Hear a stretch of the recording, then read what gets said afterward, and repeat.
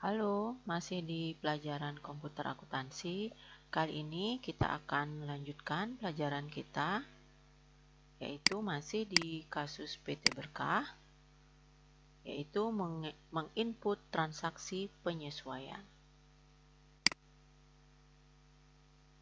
Nah, untuk mengentry transaksi penyesuaian, kita akan menggunakan menu Account, Record, Journal Entry. Mari kita praktek. Kita lihat di soal. Untuk PT Berkah, bukti memorial atau jurnal penyesuaian, kita mulai di dokumen 27. Jadi jurnal penyesuaian yang pertama adalah tentang menjurnal penyusutan atau depresiasi, yaitu depresiasi bangunan dan equipment. Jadi kita mulai dengan menu account, record, journal entry. Untuk keterangan jurnal, jadi nomor dokumen kita ketikkan BM 12-3. Kemudian untuk tanggal kita masukkan 31 bulan 12 2013.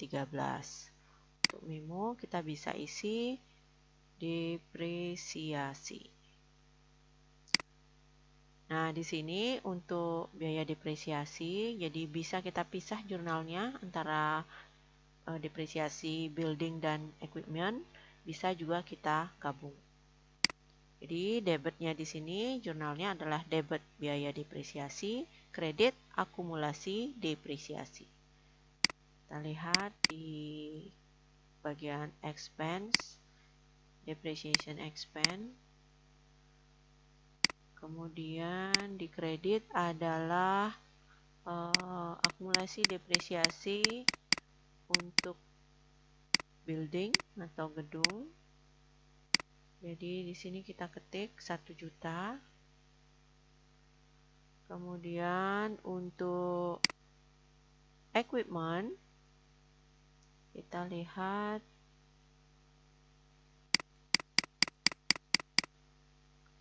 equipment akumdeb ini adalah sebesar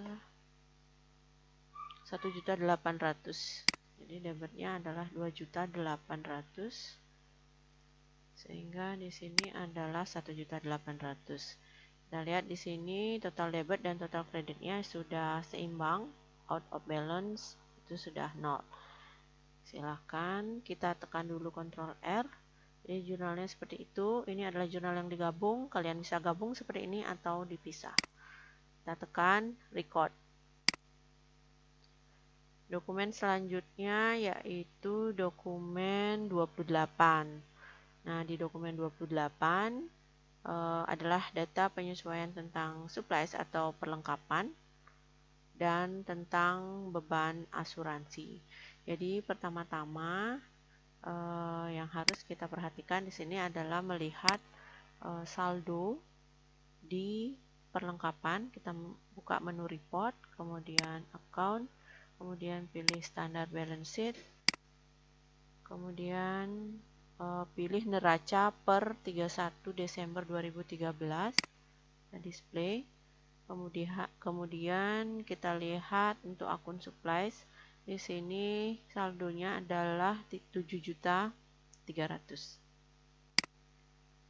Kita akan lihat orek-oreknya di sini. Jadi persediaan akhir supplies yang masih tersisa di soal sesuai dokumen adalah 4 juta. Kemudian di saldo akhir supplies di neraca adalah 7.300.000. Jadi kita pindahkan ke sini. Kemudian kita selisihkan.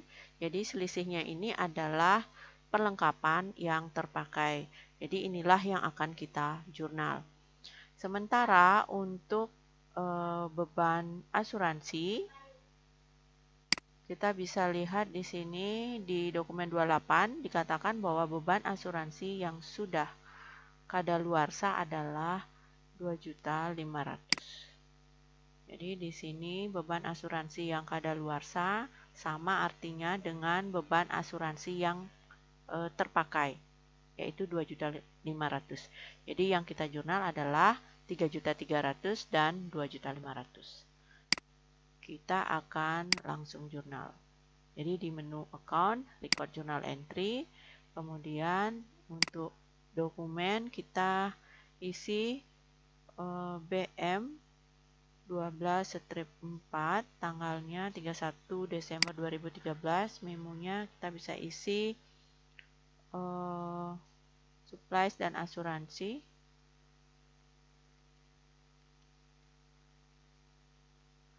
Kemudian untuk akunnya,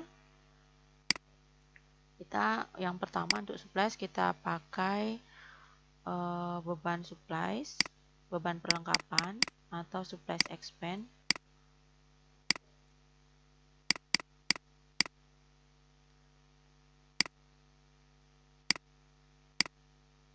Kita ketik angkanya sebesar ini, 3.300.000. Kemudian di kredit adalah supplies. Ya, jadi untuk di dokumen 28 ini menggunakan pendekatan neraca. Jadi di awal pada saat pembelian supplies atau perlengkapan dicatat dengan akun debit supplies, kredit, kas atau bank, sehingga di akhir di penyesuaian kita akan sesuaikan berapa persediaan supplies yang terpakai, yaitu dengan mendebit supplies expense dan kredit supplies. Kemudian selanjutnya untuk beban asuransi yang kadaluarsa, jadi kita akan menjurnal sebagai debit beban asuransi, insurance, sebesar 2.500.000. Kemudian mengkredit asuransi dibayar di muka atau prepaid insurance. Jadi ini juga sama menggunakan pendekatan neraca. Jadi kita bisa lihat di neraca saldo awal juga bahwa ada akun prepaid insurance. Jadi kita jurnal sebesar yang terpakai. Kita enter. Nah, ini out of balance sudah 0, berarti sudah seimbang debit dan kredit. Ctrl R untuk melihat jurnalnya sebelum kita tekan record. Jadi supplies expense debit, insurance expense debit, ya seperti ini. Kita record. Kemudian untuk dokumen berikutnya, yaitu dokumen 29, ini adalah menyiapkan rekonsiliasi bank. Jadi untuk rekonsiliasi bank kita tidak menggunakan menu record journal entry, tapi kita menggunakan menu banking, reconcile account. Untuk account pasti ya kita selalu akan memilih akun cash in bank atau akun bank.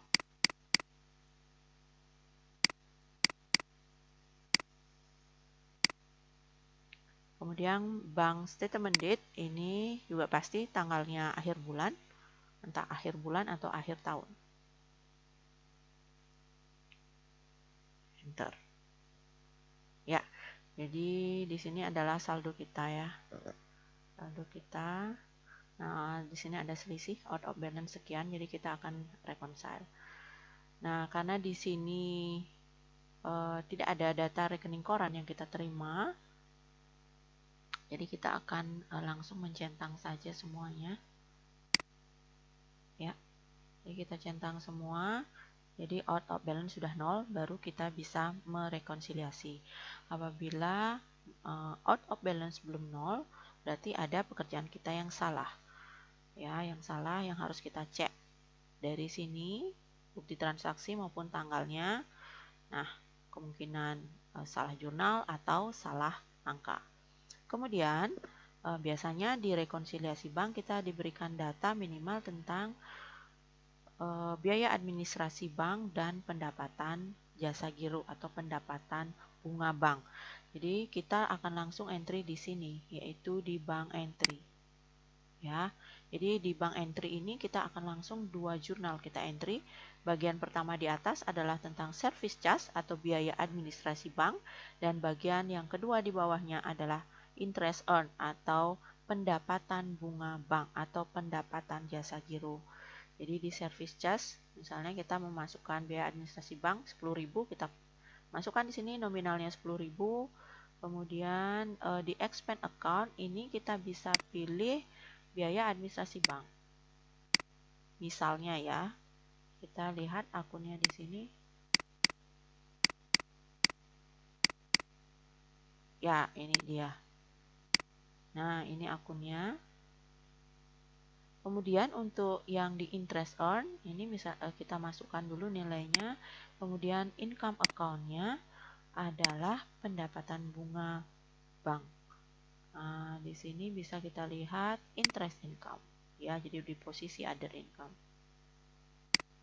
Ya, seperti itu. Jadi jika ada data tentang biaya administrasi dan pendapatan bunga. Pendapatan bunga yang kita akui di sini adalah pendapatan bunga bersih setelah dikurangi pajak atas bunga. Ya, kita baru masukkan di sini.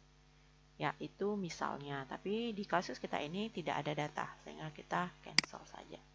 Nah, untuk ini sudah rekonsiliasinya sudah selesai, kita akan tekan reconcile. Kemudian reconcile lagi sekali.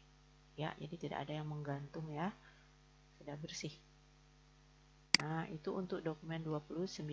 Selanjutnya di dokumen 30 kita lihat di sini adalah tentang PPN dan PPH. Jadi dikatakan di poin 1 kita bisa lihat tentang menutup akun PPN income dan PPN outcome dibawa ke akun PPN payable. Jadi data yang harus kita lihat adalah berapa saldo PPN outcome dan berapa saldo PPN income. Hal itu dapat kita lihat di menu report, account, kemudian standard balance sheet. Kita pilih per 31 Desember display.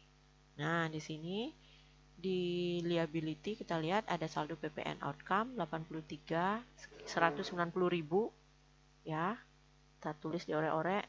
Kemudian PPN income 59.680.000 ya.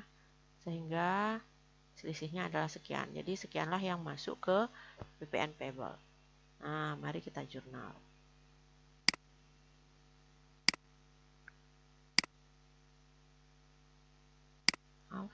Di account record journal entry. Jadi di sini kita masukkan dulu BM126.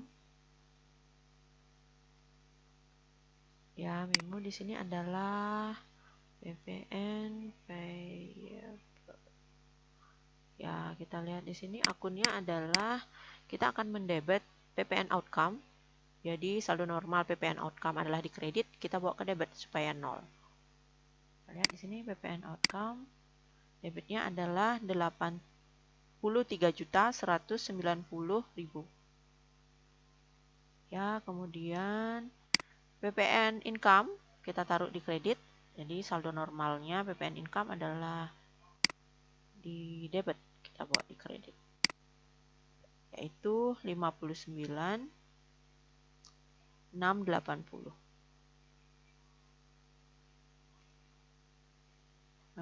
Kemudian kita lanjut, ini selisihnya adalah masuk ke PPN payable. PPN payable. Ya, jadi 23.510. Jadi out of balance sudah 0. Nah, untuk dokumen 30 ada 2 penyesuaian, jadi PPN dan PPH. Kita selesaikan dulu PPN-nya oleh Ctrl R. Ya, demikian.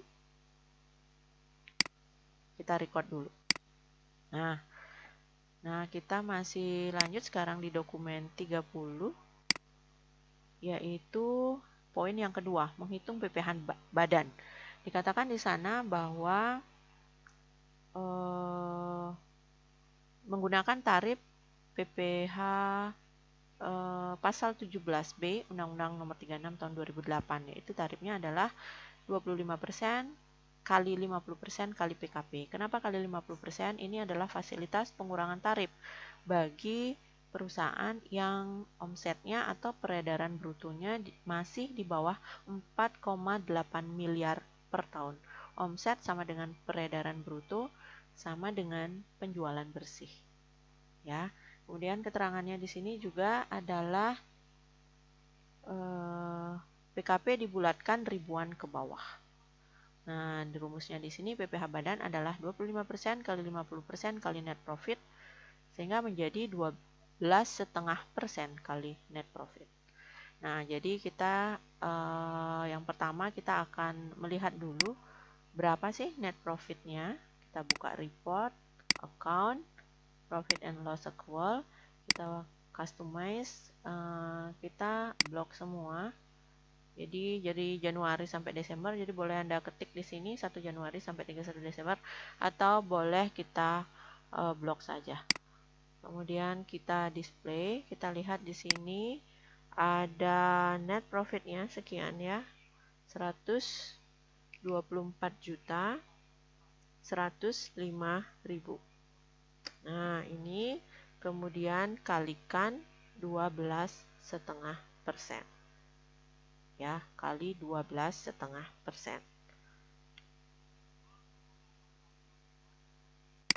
Kita akan langsung jurnal. Jadi account, kembali ke record journal entry. Ya, ini kita tetapkan saja nomor dokumennya adalah BM 12-6. Tanggalnya ini, memonya adalah PPh badan. Ya, PPh badan. Akunnya adalah income tax expense di debit, kemudian di kredit adalah income tax payable, dan kalau ada adalah akun prepaid tax atau uang muka pajak atau PPh pasal 25. Nah, kebetulan di kasus PT Berkah ya, di neracanya tidak ada akun prepaid tax. Jadi kita jurnal di sini dengan mendebit income tax expense, kemudian mengkredit income tax payable. Income tax payable.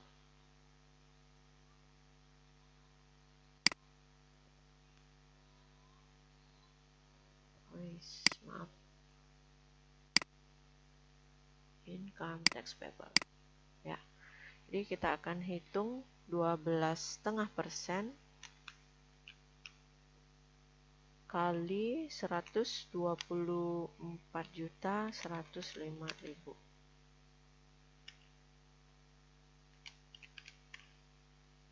Jadi di sini menghasilkan adalah 15.513.125. Ya. Ya, sekian. Jadi debit kreditnya out of balance-nya sudah 0. Kita tekan Ctrl L, income tax expense, income tax payable. Ya. Kita record. Oke. Jadi jurnal penyesuaian sudah selesai. Jadi tahap selanjutnya kita tinggal mengakses atau membuka laporannya itu di menu report. Jadi di menu account di sini ada balance sheet atau neraca. Ini profit and loss accrual. Jadi ini yang sering kita gunakan, dan yang ketiga adalah trial balance. Kemudian di menu banking ini ya, ada rekonsiliasi report, kemudian ada jurnal pengeluaran dan penerimaan kas. Itu. Kemudian untuk di inventory kita ada kartu persediaan, yaitu di menu item register detail. Di sini Anda bisa lihat. Kemudian di purchase ada kartu utang, kartu piutang ya, di sini bisa dipilih ya, di purchase detail atau yang mana ya, jadi terserah. Kemudian di sales juga ya, di sini.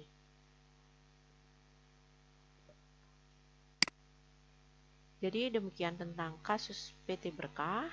Jadi selamat mencoba dan semoga bermanfaat. Terima kasih.